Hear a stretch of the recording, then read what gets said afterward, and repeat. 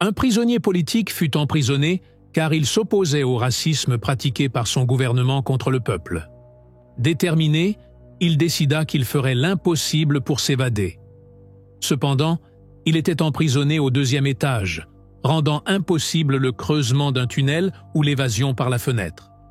La seule option restante était de sortir par la porte, mais le problème était que sa cellule avait 2 portes, une porte intérieure et une porte extérieure. La porte extérieure ne pouvait même pas être ouverte de l'intérieur, car la serrure était à l'extérieur. Au-delà de ces 2 portes, il y en avait 8 autres qu'il devait franchir pour sortir de la prison, 10 portes au total.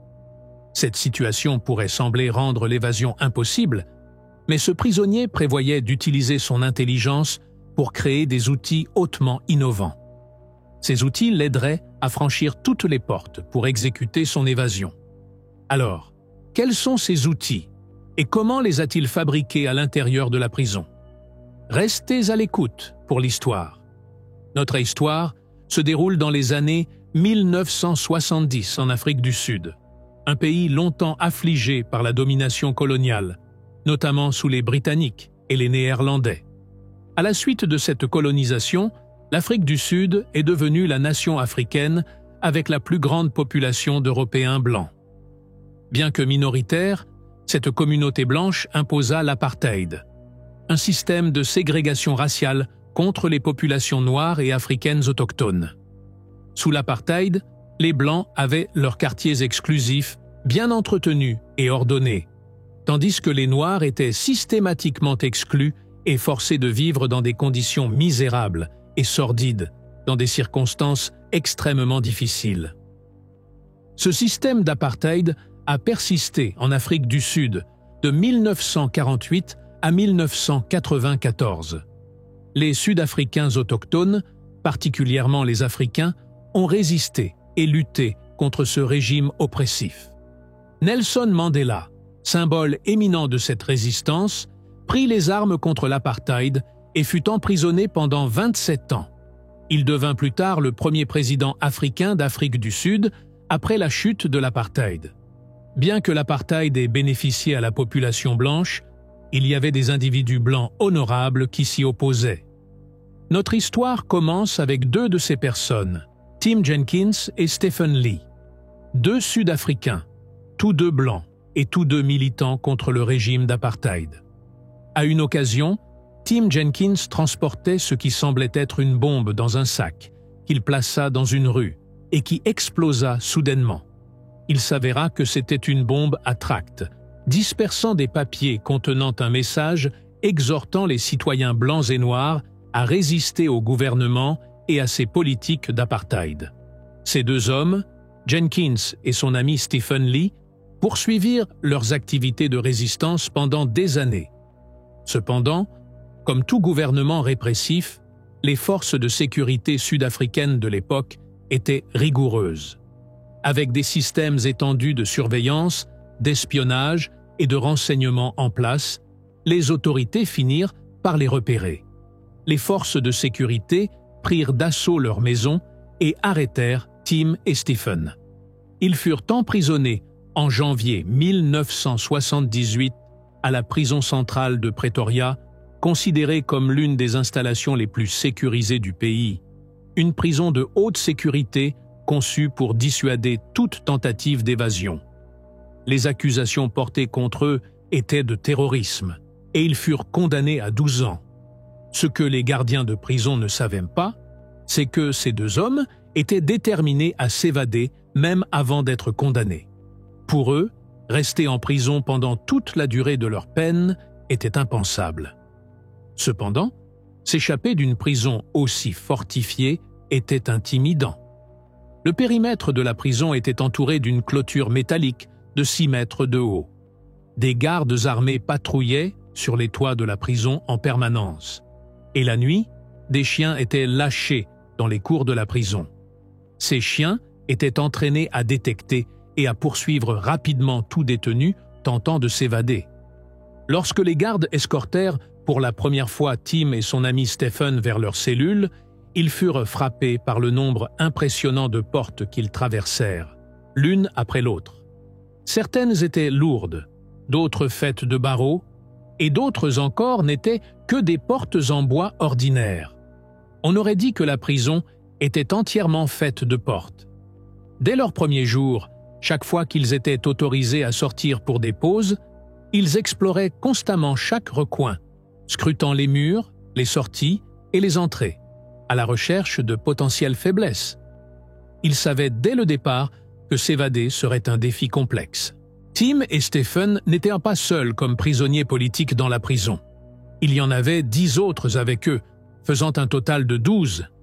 Ils étaient tous placés dans la même section, leurs cellules étant adjacentes les unes aux autres. Cette section était au 2e étage, rendant les méthodes d'évasion traditionnelles comme le creusement de tunnels impraticables en raison de leur emplacement, et les fenêtres étaient trop hautes pour offrir une voie de sortie viable. La seule issue semblait être par la porte de la cellule, qui, bien sûr, était verrouillée. Tim, bien que n'étant pas un expert en serrurerie, avait une certaine expérience avec les serrures. Il avait l'habitude de bricoler avec elles, occasionnellement, utilisant des fils pour manipuler leur mécanisme, lui donnant une compréhension générale de leur fonctionnement. Il s'approcha de la serrure de sa porte de cellule et l'étudia attentivement, visualisant ses composants internes et imaginant la forme de la clé qui pourrait l'ouvrir. Puis, une idée lui vint. Il prit un morceau de papier, le pressa contre la serrure et esquissa les dimensions de la serrure. Il voulait déterminer la taille de la clé nécessaire. Ensuite, il plia un autre morceau de papier, prit un stylo et les inséra ensemble dans la serrure.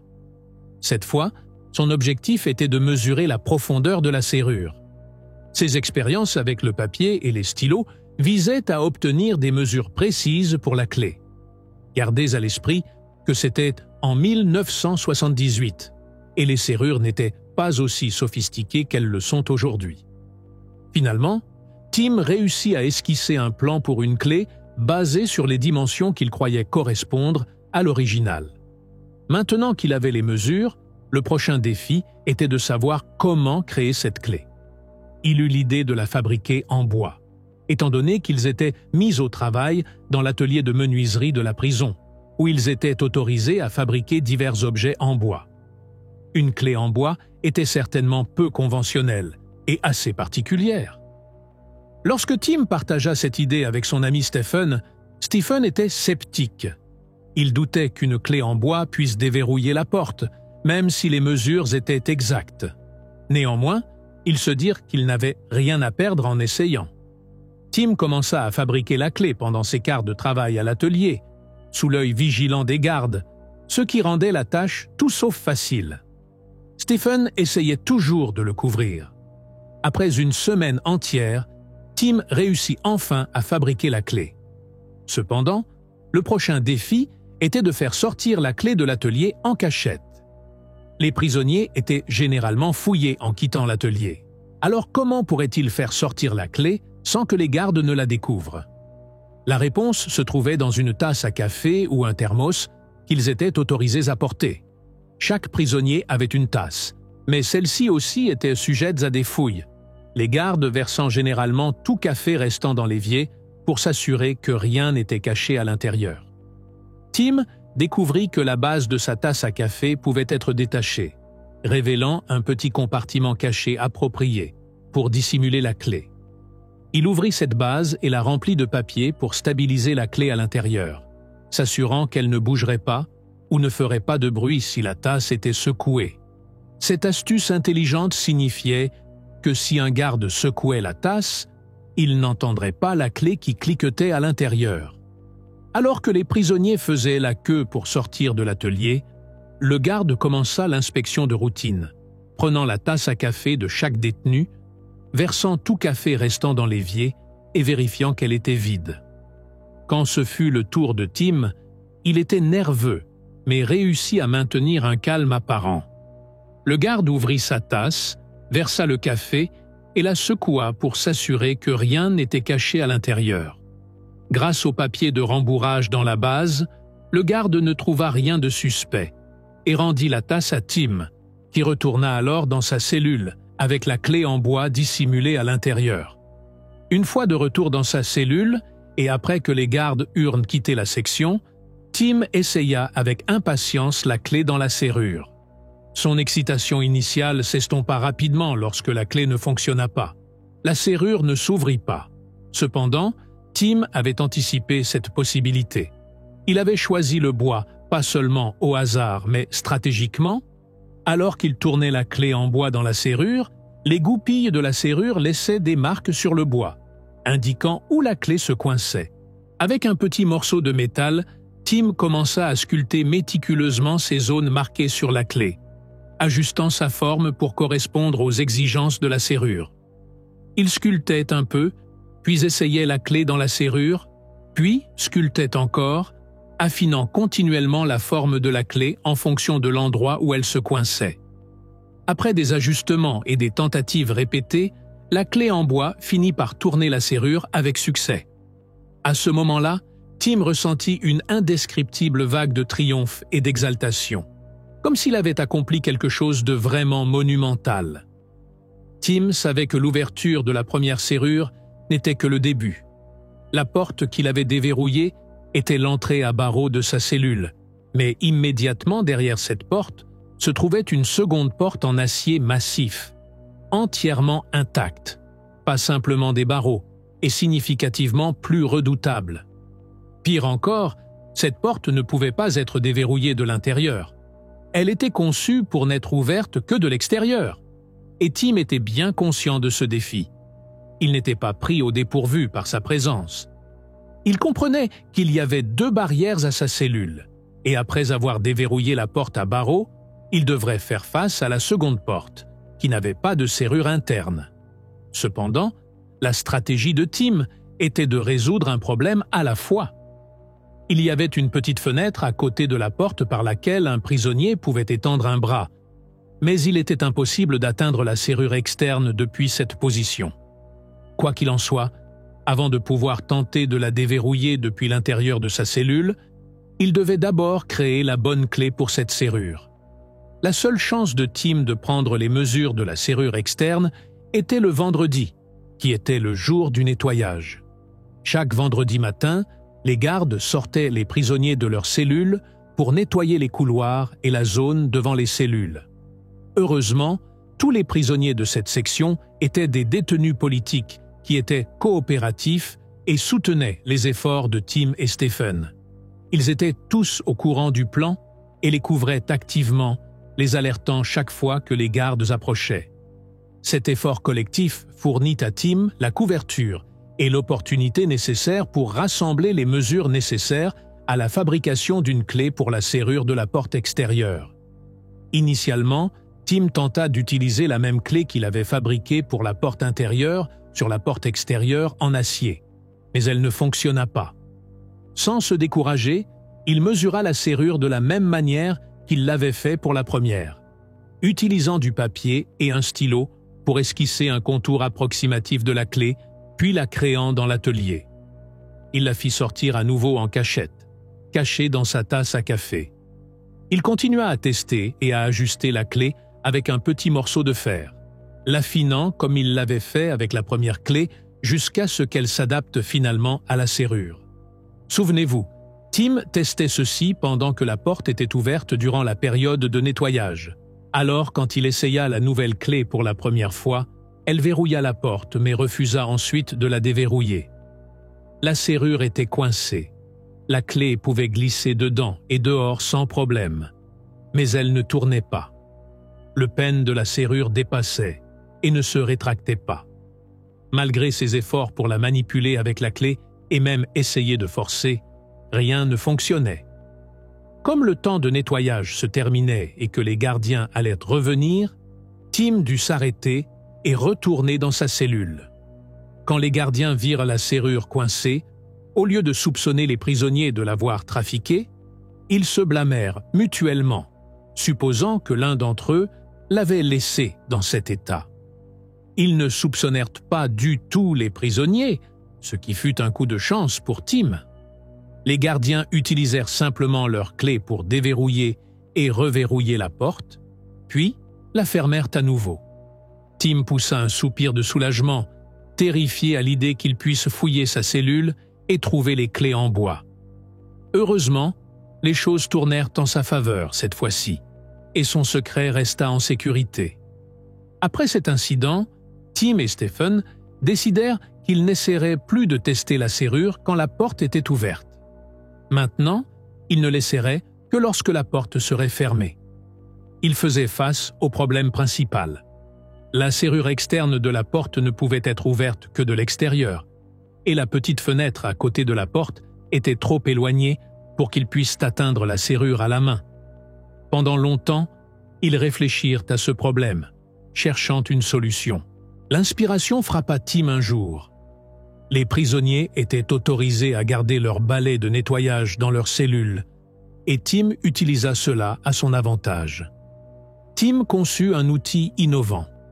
Il attacha un cube de bois au bout du manche à balai et y fixa la clé avec une vis. Cette configuration lui permettait d'étendre le bâton et de faire pivoter la pièce en bois, et donc la clé à l'intérieur de la serrure. Cependant, essayer une telle invention était risqué, car cela pouvait faire du bruit, et les gardiens effectuaient des rondes d'inspection aléatoires. Stephen prit le rôle de guetteur, gardant les yeux et les oreilles ouverts pour détecter l'approche des gardiens. Tim étendit soigneusement le manche à balai par la petite fenêtre, l'attachant même à son poignet avec une ficelle pour s'assurer que s'il tombait, il pourrait facilement le récupérer.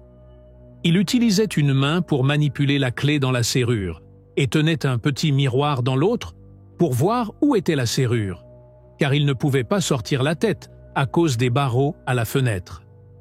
Malgré la complexité de l'opération, après de nombreuses tentatives, Tim réussit finalement à insérer la clé dans la serrure. Il prit une profonde inspiration, soulagé et excité, puis essaya de tourner la clé. Malheureusement, la clé ne tourna pas. Sans se décourager, Tim rétracta le manche à balai et commença à retravailler la clé avec le petit morceau de fer, déterminé à faire les ajustements nécessaires pour qu'elle fonctionne. Les marques laissées par la serrure étaient clairement visibles sur la clé, guidant Tim sur les endroits où il devait sculpter pour s'assurer que la clé s'adapterait parfaitement. Il passa plusieurs nuits à travailler sans relâche, consacrant des heures chaque nuit à affiner la clé. Imaginez que ce processus méticuleux lui prit 2 mois entiers, pendant lesquels il dut refaire la clé plusieurs fois. C'était une tâche extrêmement difficile, mais Tim n'abandonna jamais et persista jusqu'à ce qu'un jour, après des centaines, peut-être des milliers de tentatives, la serrure s'ouvre enfin. La joie que Tim ressentit à ce moment était indescriptible, peut-être la plus grande qu'il ait jamais éprouvée de sa vie. C'était une victoire énorme pour eux. Maintenant, ils pouvaient facilement ouvrir les 2 portes de leur cellule, puisque toutes les cellules utilisaient le même type de serrure. Ensuite, ils devaient s'attaquer à la porte menant à leur section, qu'ils ne pouvaient essayer de déverrouiller que pendant la période de nettoyage chaque vendredi matin. Avant que Tim ne commence à fabriquer une nouvelle clé, il décida d'essayer les clés qu'il avait déjà sur cette porte, juste au cas où. À leur agréable surprise, la première clé qu'il essaya, qui était celle de la porte intérieure, déverrouilla la porte de section. Ils avaient utilisé le même type de serrure sur cette porte également. Le soulagement et la joie qu'ils éprouvèrent étaient profonds, leur épargnant un effort et un temps considérables. Cette percée signifiait qu'ils pouvaient maintenant se concentrer sur la planification de leurs prochaines étapes, plutôt que de s'inquiéter de la création d'une autre clé. Maintenant qu'ils étaient capables d'ouvrir à la fois les portes de leur cellule et la porte de leur section, Tim et Stephen commencèrent à élaborer une stratégie. À l'origine, leur plan était de s'échapper de la cour de la prison, soit en creusant un tunnel sous terre, soit en escaladant d'une manière ou d'une autre la clôture métallique de 6 mètres de haut. Cependant, Tim suggéra à Stephen « Pourquoi ne pas sortir par l'entrée principale, ou la porte du personnel, ou toute autre porte qui mène à l'extérieur ?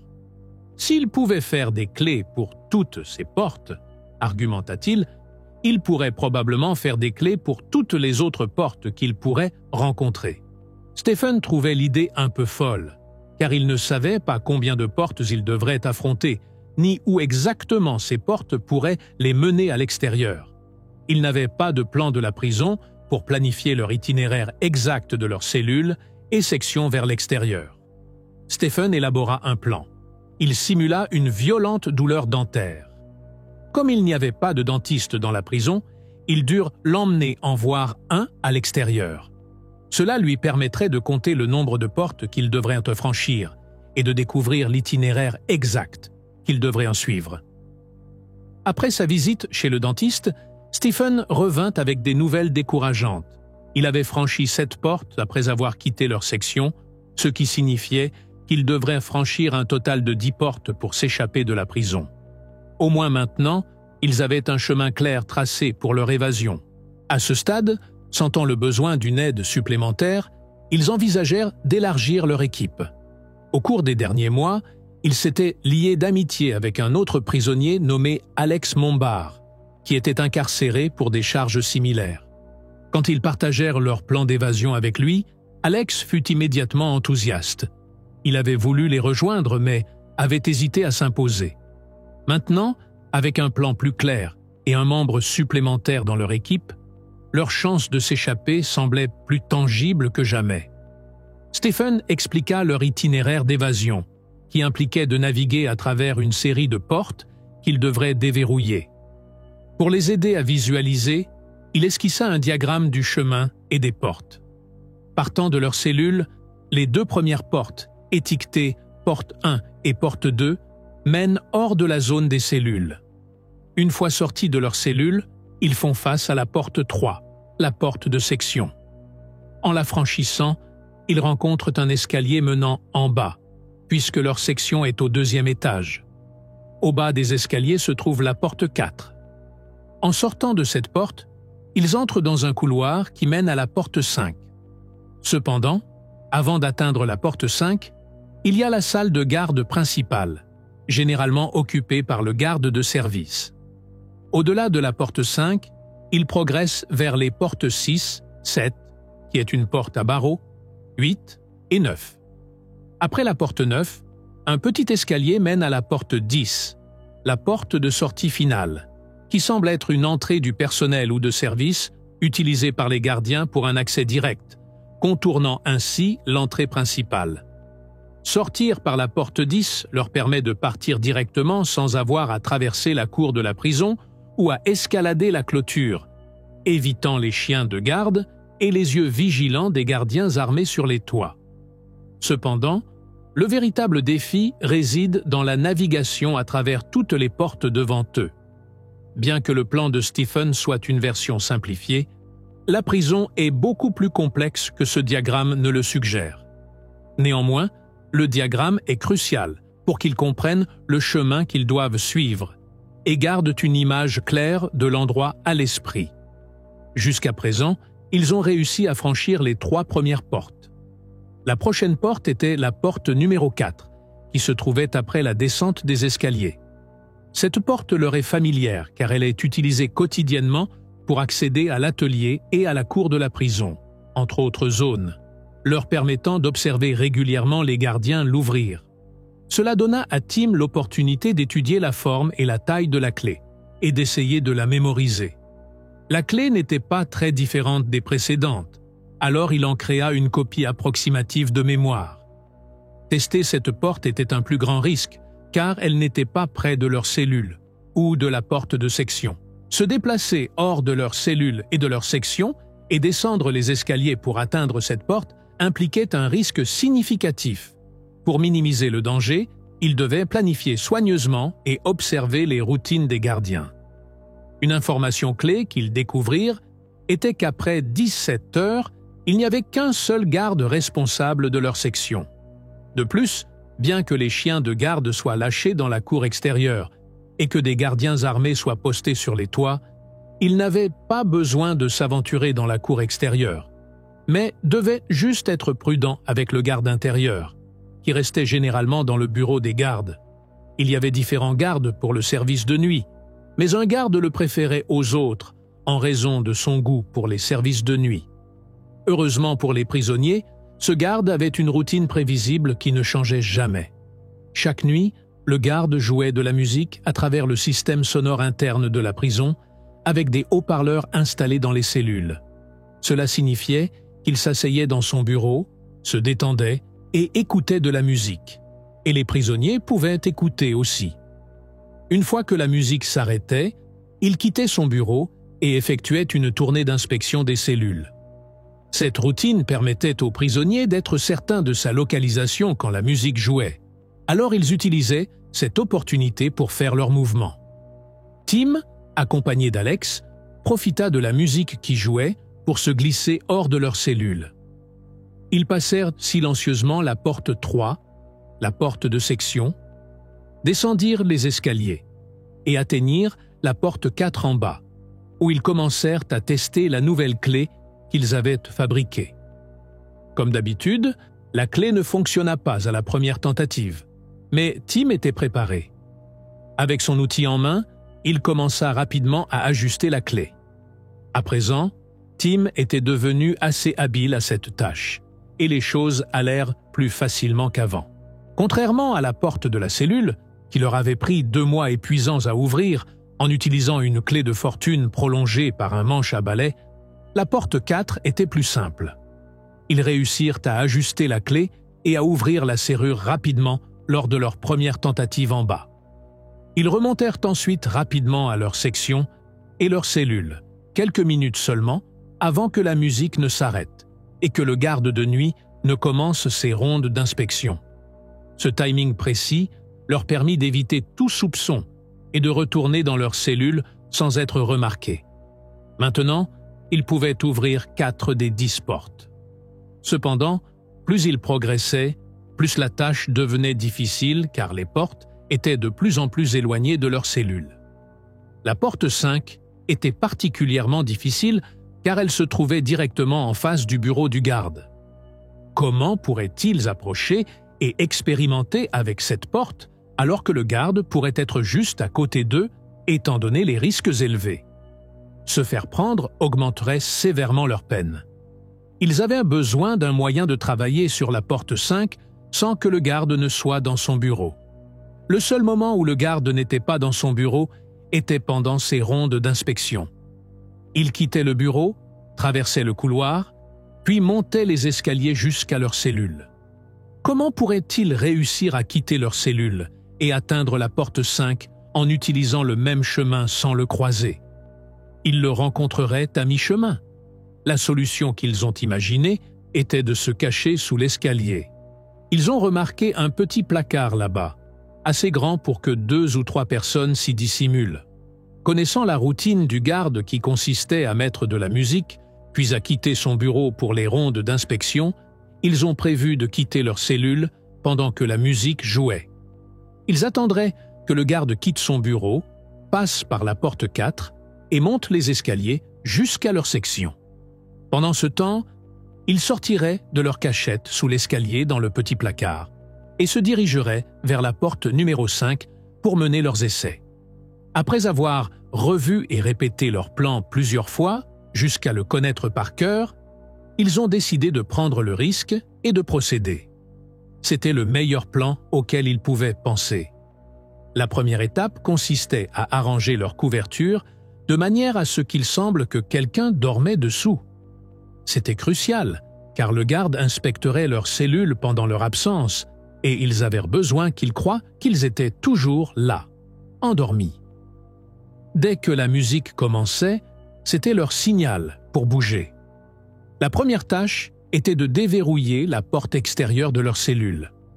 Tim a attrapé le manche à balai et s'est efforcé d'insérer la clé dans la serrure, un processus qui n'était jamais facile et nécessitait plusieurs tentatives. Une fois qu'il a finalement réussi à la déverrouiller, il a ouvert la porte de sa cellule, puis est immédiatement allé à la cellule d'Alex pour ouvrir sa porte. Et tous deux sont rapidement sortis par la porte de section et sont descendus les escaliers jusqu'au petit placard sous l'escalier où ils se sont cachés, tous deux extrêmement tendus. Pour la première fois, Ils étaient hors de leur cellule, avec un garde sur le point de passer juste à côté d'eux. Un problème imprévu est survenu lorsqu'ils sont entrés dans le petit placard. Les poignées étaient à l'extérieur, et à l'intérieur, il n'y avait qu'un petit loquet de la taille d'une pièce de monnaie. Alex, tenant la porte, tremblait. Ses doigts tenaient à peine le petit loquet, ses nerfs et sa peur rendant ses mains moites de sueur. Au moment même où le garde atteignait la porte 4 et qu'il l'entendait la déverrouiller, la prise d'Alex a glissé à cause des tremblements et de la sueur. La porte du placard s'est ouverte au moment même où le garde passait par la porte. C'était le pire scénario possible. Tim et Alex pensaient que c'était la fin pour eux, certains qu'ils allaient être pris. Mais, comme d'habitude, la chance était de leur côté. Le garde ne les a pas remarqués, ni la porte du placard qui s'était ouverte juste devant lui. Son attention était entièrement focalisée sur les escaliers. Il est monté et a continué son chemin sans un regard vers le placard ou sa porte ouverte. Malgré la tension et la peur qui étreignaient Tim et Alex, ils savaient qu'ils n'avaient pas de temps à perdre. Dès qu'ils ont entendu le garde entrer par la porte de la section des cellules au-dessus, ils sont rapidement sortis du placard et se sont dirigés vers la porte 4. Heureusement, le garde l'avait laissé déverrouiller. Ils n'ont donc même pas eu besoin d'utiliser la clé qu'ils avaient préparée. Il semblait que c'était l'habitude du garde de laisser les portes ouvertes derrière lui alors qu'il se dirigeait vers les cellules, ne s'attendant pas à ce que des prisonniers soient derrière lui. Les deux sont passés par la porte 4 et sont allés directement au couloir menant à la porte 5. Quand ils l'ont atteinte, Tim a d'abord essayé les clés des serrures précédentes et leur bonne fortune a continué. La clé de la porte 4 ouvrait aussi la porte 5. Cependant, ils ont ensuite fait face à la porte 6, qui était clairement plus renforcée et avait une apparence différente. Tim a immédiatement commencé à travailler sur sa serrure, pendant qu'Alex montait la garde depuis l'embrasure de la porte 5, attentif à tout signe de retour du garde. Pendant ce temps, le garde effectuait sa ronde d'inspection, vérifiant chaque cellule une par une et regardant à travers les petites fenêtres. Alors que le garde inspectait chaque cellule, regardant à travers les petites fenêtres, il voyait les couvertures façonnées pour donner l'impression que quelqu'un dormait dessous. Leur ami Stephen, qui était dans sa cellule, était tendu alors qu'il regardait le garde chercher, sachant que ses amis savaient que le garde prenait typiquement environ 15 minutes pour compléter sa ronde d'inspection. Il s'était fixé une fenêtre de 10 minutes pour opérer, après quoi il devait revenir immédiatement. À ce moment-là, Tim essayait de déverrouiller la 6e porte. Il a d'abord essayé toutes les clés qu'il avait, mais aucune n'ouvrait la serrure. Il a continué ses tentatives, utilisant des fils métalliques, entre autres choses, mais tous les efforts ont échoué. La tension a atteint son paroxysme, causant littéralement le tremblement de leurs mains. Quand leur fenêtre auto-imposée de 10 minutes s'est écoulée, Alex a dit urgemment à Tim qu'il devait retourner. Ils étaient à court de temps. Tim a supplié pour juste un peu plus de temps pour essayer. Mais la situation a atteint un point où Alex a dû physiquement le tirer en arrière. Ils se sont rapidement repliés à travers le couloir jusqu'aux escaliers et se sont cachés à nouveau dans le petit placard. Quelques instants plus tard, ils ont entendu le garde descendre les escaliers. C'était juste. S'ils avaient tardé ne serait-ce qu'un peu plus longtemps, ils auraient probablement été pris. Finalement, ils ont pu pousser un soupir de soulagement après avoir vu le garde passer par la porte 4 et retourner vers son bureau. Ils sont alors prudemment sortis du placard, sont montés les escaliers jusqu'au 2e étage et sont retournés en sécurité dans leur cellule. Tim ressentait un sentiment de défaite, même s'il avait réussi à passer au moins une porte, la 5e porte. Tim était déterminé à passer plus d'une porte en une seule nuit. Le risque impliqué dans chaque sortie était élevé et plus il s'aventurait dehors, plus la probabilité de se faire prendre était élevée. Tim sentait que la serrure de la 6e porte était l'une des plus difficiles de la prison, ce qui rendait le stress et la pression de cette nuit particulière si intense qu'il ne pouvait même pas s'endormir. Il était résolu à ne pas tenter la 6e porte à nouveau, à moins d'être certain du succès. Il n'était pas disposé à risquer plusieurs essais infructueux. Il devait franchir cette porte rapidement. Durant cette période, Tim ne fabriquait pas seulement des clés pour les portes le long de leur route d'évasion prévue.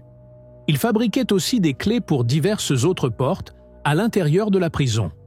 L'une d'elles était une porte latérale presque cachée qui pouvait les mener à l'atelier. Et il a fait une clé pour la porte de l'atelier aussi. L'atelier lui-même avait plusieurs portes sur différents côtés. Alors il a créé des clés qui pouvaient leur permettre de s'y faufiler et de prendre des outils quand nécessaire, faisant essentiellement porter à Tim un jeu de clés comme l'un des gardiens de prison. Cependant, sa préoccupation principale restait la serrure de la porte numéro 6. Il a réfléchi à une nouvelle façon de créer une clé spéciale pour cette porte, une qui aurait une grande chance de succès. Finalement, il a trouvé un design innovant, une clé faite de fils métalliques, mais avec une poignée en bois, ou plutôt une poignée qui pouvait interchanger rapidement plusieurs têtes en bois. Ce design lui permettrait de passer rapidement d'une tête à l'autre, s'adaptant selon les besoins aux exigences de la serrure. Le second avantage du nouveau design de clé de Tim était qu'il lui permettait de manipuler la clé à l'intérieur de la serrure plus facilement. Les fils métalliques pouvaient entrer plus profondément dans la serrure, lui permettant de bouger la tête de la clé de haut en bas à différents angles. Quelque chose qu'il ne pouvait pas faire avec les clés en bois standard. Cette flexibilité signifiait que la tête de clé en bois n'avait pas besoin de correspondre exactement à la forme de la serrure, lui donnant plus de latitude pour ouvrir les serrures. Une fois que Tim a complété ce design, il se sentait confiant d'avoir les bons outils pour finalement ouvrir la porte numéro 6, sans aucun doute. Son ambition ne s'arrêtait pas là. Il voulait passer toutes les portes d'un coup, en une seule nuit. Cependant, cela nécessiterait évidemment plus de temps. Donc ils avaient besoin que leur ami Stephen, qui resterait dans sa cellule, trouve un moyen de distraire le garde et de prolonger sa ronde d'inspection.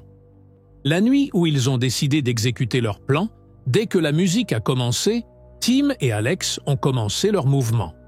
Ils sont tous deux sortis de leur cellule, sont descendus les escaliers ensemble et se sont cachés dans le placard sous les escaliers. Ils ont attendu là jusqu'à ce que la musique s'arrête.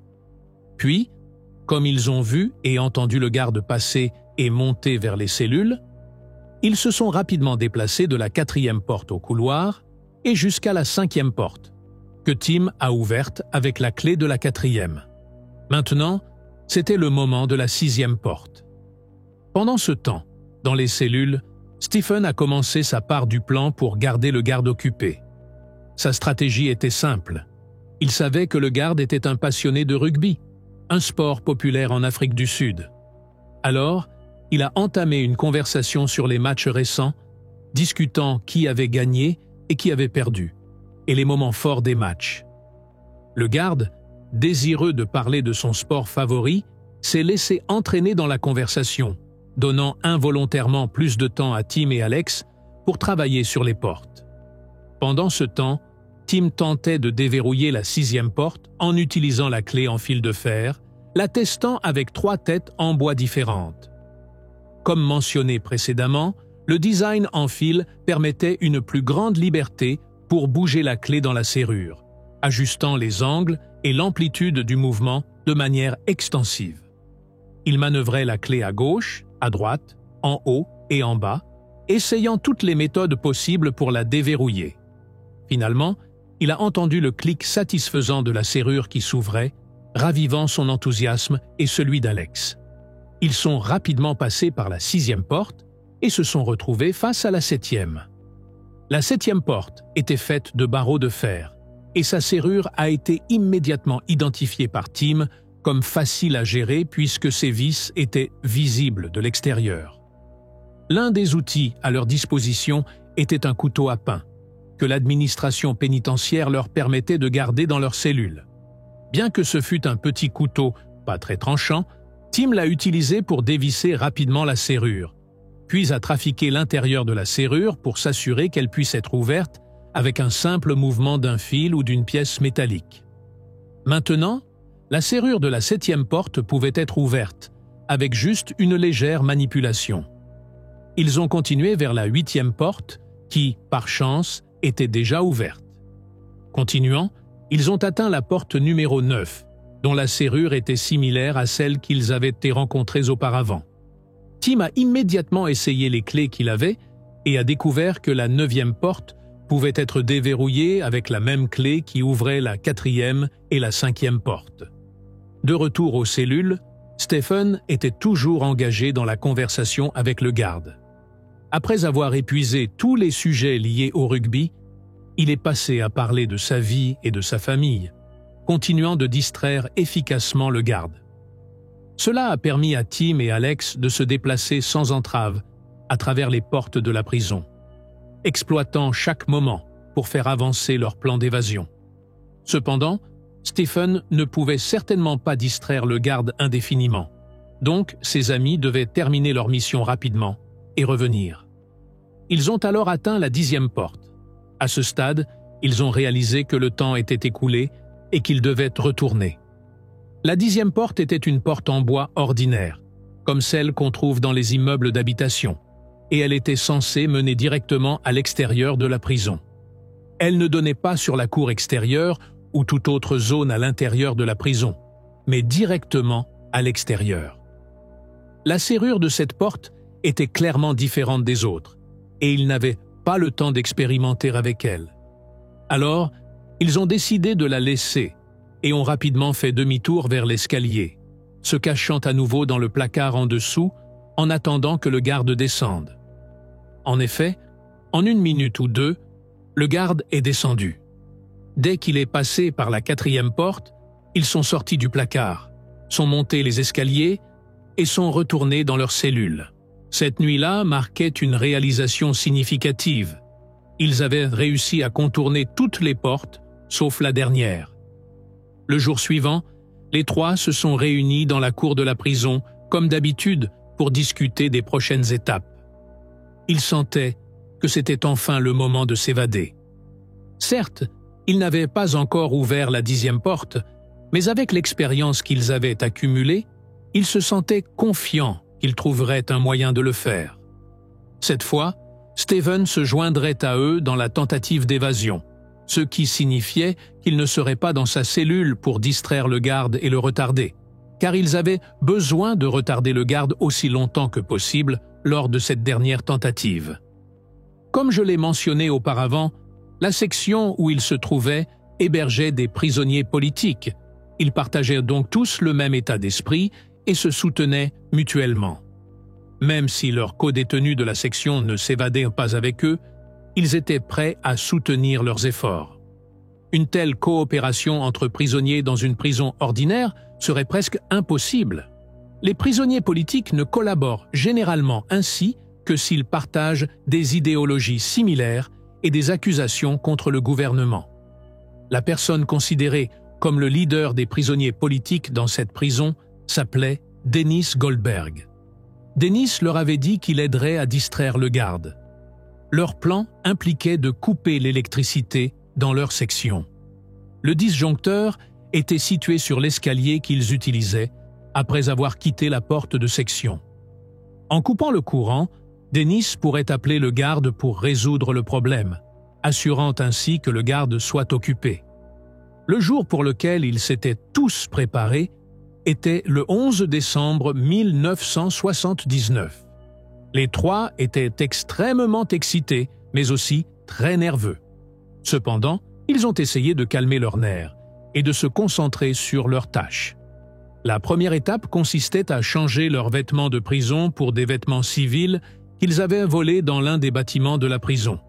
Comme je l'ai mentionné plus tôt, ils avaient fait des clés pour diverses portes à l'intérieur de la prison, pas seulement les 10 sur leur route d'évasion, ce qui leur avait permis de voler quelques outils et les vêtements civils. Ces vêtements étaient une partie cruciale du plan, car s'ils s'évadaient en uniforme de prison, ils seraient facilement repérés par les gardes ou même les gens à l'extérieur. Vêtus de leurs habits civils, Ils ont attendu que le garde commence à jouer de la musique comme d'habitude. Dès que la musique a commencé, Tim s'est déplacé pour déverrouiller la porte de sa cellule, puis la porte extérieure en utilisant la clé du manche à balai. Il a ensuite rapidement libéré Stephen et Alex de leur cellule. Dennis les observait depuis la fenêtre de sa cellule et a confirmé qu'il appellerait le garde dès qu'il couperait le courant. Les trois ont alors quitté la porte de section, tout était prêt pour leur évasion. Alors qu'ils descendaient les escaliers, Alex a ouvert le boîtier électrique et a commencé à trafiquer les fils à l'intérieur, les compliquant de telle manière qu'il serait difficile pour quiconque de résoudre rapidement le problème, s'assurant que le garde serait retardé quand il viendrait enquêter. Ensuite, tous les trois se sont entassés dans le petit placard situé sous les escaliers. C'était la première fois que tous les trois se cachaient ensemble dans un espace aussi exigu. Dans les cellules au-dessus, Dennis commença à crier pour attirer l'attention du gardien, l'alertant que l'électricité et les lumières s'étaient éteintes. Quelques instants plus tard, les trois qui se cachaient dans le placard entendirent les pas du gardien se déplaçant lentement le long du couloir, leur tension atteignant son paroxysme par crainte que les portes du placard ne s'ouvrent brusquement comme lors d'une tentative précédente. Cependant, le gardien passa par la 4e porte et monta les escaliers sans les remarquer, se dirigeant vers la section des cellules. Une fois le gardien hors de vue, Tim, Stephen et Alex sortirent du placard et se dirigèrent de la 4e porte vers le couloir et en direction de la 5e porte. Arrivé à la section des cellules, le gardien fut surpris de trouver les lumières éteintes et le courant coupé. Dennis, qui l'avait appelé, lui dit que l'électricité s'était soudainement coupée, mais il ne laissa pas le gardien aller vérifier immédiatement le problème électrique. Au lieu de cela, il l'engagea dans une conversation pour le retarder davantage. Pendant ce temps, Tim, Stephen et Alex atteignirent la 5e porte et, utilisant la même clé qui avait ouvert la 4e porte, la passèrent facilement. Ils firent alors face à la 6e porte qui, comme mentionné précédemment, avait la serrure la plus difficile. Cependant, ils étaient préparés avec la clé en fil spécialement conçue et réussirent à l'ouvrir en quelques tentatives, ne prenant que 2 ou 3 minutes. La 7e porte était constituée de barreaux. Tim avait déjà trafiqué sa serrure, permettant de l'ouvrir facilement avec n'importe quel outil simple. Ils franchirent avec succès la 7e porte et, comme d'habitude, la 8e porte était ouverte. La 9e porte s'ouvrit avec la même clé qui avait déverrouillé les 4e et 5e portes. Puis, ils approchèrent du petit escalier menant à la 10e porte. Tim commença immédiatement à tester les clés qu'il avait sur la serrure de cette dernière porte, mais aucune ne fonctionnait. Il essaya une clé après l'autre, et avec chaque tentative infructueuse, sa tension montait. C'était son pire cauchemar à ce moment-là, qu'aucune des clés n'ouvre la serrure de la 10e porte. Tim, ayant fabriqué de nombreuses clés et déverrouillé de nombreuses serrures, était arrivé à un point où il se sentait comme un serrurier professionnel et n'avait pas anticipé d'être bloqué par la dernière serrure. Pendant ce temps, Dennis avait fini de distraire le gardien, qui commença à marcher vers l'escalier pour résoudre le problème électrique. En arrivant au disjoncteur, le gardien commença à essayer de réparer le problème et d'ajuster les fils. Les 3 prisonniers étaient toujours à la porte, passant près de 20 minutes dans leurs efforts pour la déverrouiller, mais sans succès. Finalement, le gardien réussit à rétablir l'électricité et à terminer sa ronde d'inspection, puis commença à retourner à son bureau. Les 3 entendirent ses pas, alors qu'il revenait, et l'entendirent ouvrir la porte de son bureau, ce qui signifiait que le gardien était maintenant entre eux et leur cellule.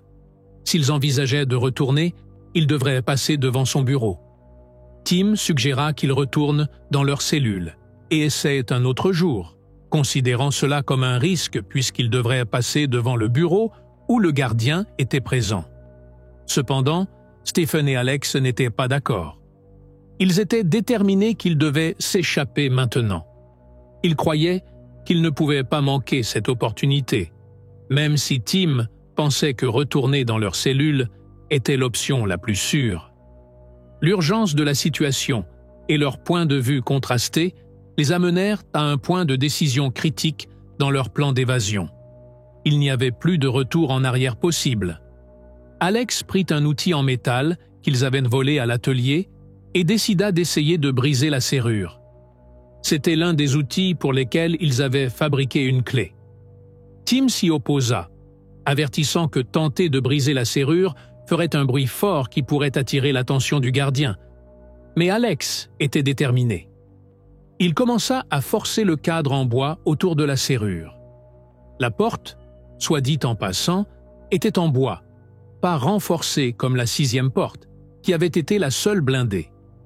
Alors qu'Alex taillait et creusait dans le bois, le bruit était en effet fort et alarmant. Tim surveillait le couloir, terrifié que le gardien puisse sortir de son bureau à tout moment. Alex continua à travailler sur la porte jusqu'à ce qu'elle s'ouvre soudainement devant eux. Il semblait que le gardien ne les avait pas entendus, car il ne sortit pas de son bureau. Leur joie à ce moment-là était indescriptible, mais ils savaient qu'ils devaient contrôler leurs émotions et ne pas se laisser emporter par leur excitation, car ils étaient toujours dans l'enceinte de la prison. Ils ouvrirent silencieusement la porte et marchèrent normalement, gardant la tête baissée pour éviter d'être reconnus, tout en essayant de ne pas éveiller les soupçons.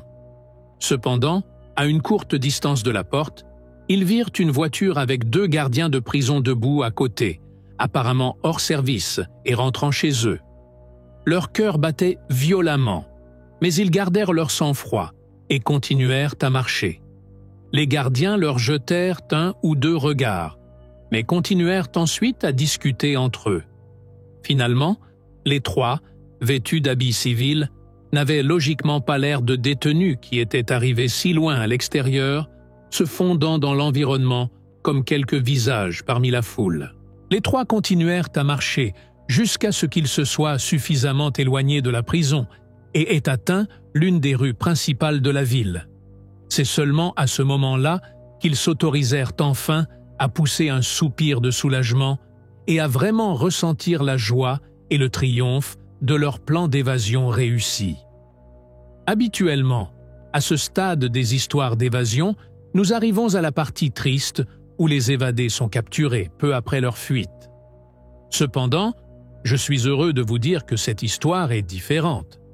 Ces 3-là avaient pris des dispositions avec un homme du Zimbabwe, un pays voisin de l'Afrique du Sud, qui était un passeur. Ils avaient convenu qu'il les aiderait à s'échapper vers le Zimbabwe. Et en effet, ils quittèrent l'Afrique du Sud et atteignirent le Zimbabwe. De là, ils se déplacèrent vers la Zambie, puis la Tanzanie, et depuis la Tanzanie, ils réussirent à s'envoler pour Londres, où ils s'installèrent et vécurent jusqu'à la fin du régime d'apartheid en Afrique du Sud, en 1994. On ne sait pas s'ils sont jamais retournés en Afrique du Sud ou ont continué à vivre à Londres ou ailleurs.